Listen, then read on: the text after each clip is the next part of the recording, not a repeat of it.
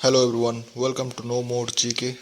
पिछले सेशन पे हमने म्यूज़िकल घराना के बारे में जाने थे और आज के सेशन में हम लोग जानेंगे class 12 musical instrument and it's player के बारे में। ठीक है, चलो शुरू करते हैं। भारतीय शास्त्रीय संगीत जब हम ये सुनते हैं तो मन में अनगिनत धुनें और लय गूंजने लगती हैं।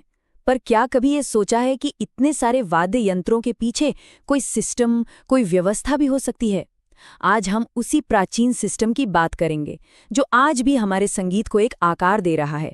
ये सवाल ना सच में सोचने पर मजबूर कर देता है कि कोई एक सिस्टम जो हजारों साल पुराना हो, वो आज के हर म्यूजिकल इंस्ट्रूमेंट को, चाहे वो सितार हो या सिंथेसाइजर, कैसे क्लासिफाई कर सकता है?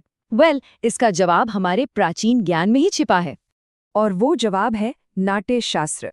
भरत मुनि का रचा ये महान ग्रंथ सिर्फ एक किताब नहीं, बल्कि परफॉर्मिंग आर्ट्स का एक तरह का एनसाइक्लोपीडिया है, और इसी में हमें भारतीय म्यूजिकल इंस्ट्रूमेंट्स को समझने की चाबी मिलती है। तो चलिए इस प्राचीन सिस्टम में थोड़ा गहरा उतरते हैं। नाट्यशास्त्र बहुत ही सरल तरीके से वाद्य यंत्रों को 4 खास परिवारों में बांटता है, और ये बंटवारा इस आधार पर होता है कि उनसे आवाज पैदा कैसे होती है। तो पहला परिवार है सुषिर वाद्य, मतलब वायु परिवार। जैसा कि नाम से ही जाहिर है, ये वो साज हैं जो हवा यानी फूंक से बचते हैं। शहनाई और बांसुरी इसके सबसे बेहतरीन उदाहरण हैं। दूसरा परिवार है घन वाद्य, यानी ठोस या सॉलिड परिवार। अब यहाँ न कोई तार है, न कोई खाल। आवाज सीधे इंस्ट्रूमेंट की बॉडी में कंपन से पैदा होती है। जरा सोचिए, मंदिर की घंटी की आवाज या मंजीरे की खनक, बस वही। और तीसरा परिवार है अवनद्ध वाद्य, यानी चमड़े या खाल से बने साज। इन इंस्ट्रूमेंट्स में एक स्ट्रेच्ड मेम्ब्रेन या खाल होती है, जिस पर चोट करके या हाथ से थाप देकर आवाज पैदा की जाती है। और हाँ, तबला और मृदंगम इसी परिवार के स्टार सदस्य हैं। और आखिर में आता है चौथा परिवार, तत्वाद्य, यानी तार वाले साज। यहाँ पर 2 सिरों के बीच बंधे तारों में कंपन पैदा किया जाता है और उसी से मधुर धुनें निकलती हैं। सितार और सारंगी की दिल छू लेने वाली आवाज इसी का कमाल है। तो अब जब हम इन चारों परिवारों के बारे में जान गए हैं, तो चलिए कुछ मशहूर साजों के जरिए इस थ्योरी को और करीब से समझते हैं।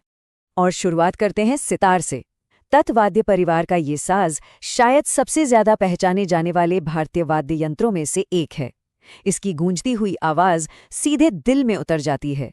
सितार सिर्फ कुछ तारों का मेल नहीं है, ये कारीगरी का एक शानदार नमूना है। लकड़ी और धातु से बना इसके 10 तार जब हाथ से छेड़े जाते हैं तो एक ऐसी गहरी और गूंजती हुई धुन पैदा करते हैं जो इसकी पहचान है। और इसकी कहानी भी कम दिलचस्प नहीं है। माना जाता है कि 13वीं सदी के महान कवि और संगीतकार अमीर खुसरो ने इस अद्भुत साज का आविष्कार किया था। भारतीय संगीत के इतिहास में उनका नाम बहुत बड़ा है। चलिए अब तारों से हवा की दुनिया में चलते हैं। ये है शहनाई, सुषिर वाद्य परिवार का एक ऐसा साज जिसकी आवाज सुनते ही पहचान में आ जाती है। इसकी लकड़ी की जो खोखली बनावट है, जो एक तरफ से पतली और दूसरी तरफ से चौड़ी होती है, वही इसकी अनोखी आवाज का राज है। और हाँ, इसका सारा जादू रीड में छिपा है। एक छोटी सी पत्ती जो कांपकर शहनाई को वो मनमोहक आवाज देती है। शहनाई की धुन सिर्फ बड़े बड़े कॉन्सर्ट हॉल तक ही सीमित नहीं है, ये हमारी संस्कृति में रची बसी है। लोक संगीत से लेकर शादी ब्याह और धार्मिक समारोहों तक हर मांगलिक अवसर पर इसकी आवाज गूंजती है। तार और हवा वाले साजों के बाद अब बात करते हैं भारतीय संगीत की धड़कन की, उसकी लय और ताल की। जी हाँ, हम बात कर रहे हैं तबले की। अवनद्ध वाद्य परिवार की ये सबसे मशहूर जोड़ी है। और दिलचस्प बात यह है कि इतिहास एक बार फिर हमें अमीर खुसरो की तरफ ले जाता है, जिन्हें सितार के साथ साथ तबले का भी जनक माना जाता है। तबले का असली जादू इसकी जोड़ी में है। दाहिने हाथ से बजने वाला छोटा ड्रम, दायां, जो ऊंचे सुर देता है, और बाएं हाथ से बजने वाला बड़ा ड्रम, बायां, जो गहरी बेस देता है। और जब ये दोनों साथ बजते हैं तो लय का एक पूरा ब्रह्मांड रच देते हैं। कोई भी वाद्य यंत्र तब तक सिर्फ लकड़ी, तार या चमड़ा ही है जब तक कोई उस्ताद उसमें अपनी कला से जान न डाल दे। तो चलिए अब उन महान कलाकारों को याद करते हैं जिन्होंने इन साजों को अमर बना दिया। ये लिस्ट देखिए जरा। एक से बढ़ के एक नाम है। उस्ताद जाकिर हुसैन के तबले का जादू, अनुष्का शंकर का अपने पिता की विरासत को आगे बढ़ाता सितार, या फिर पंडित हरिप्रसाद चौरसिया की बांसुरी जो मन को शांत कर देती है। हर एक नाम अपने आप में संगीत की एक पूरी दुनिया है। और इनमें से कुछ दिग्गजों का प्रभाव तो संगीत की दुनिया से भी कहीं आगे तक गया।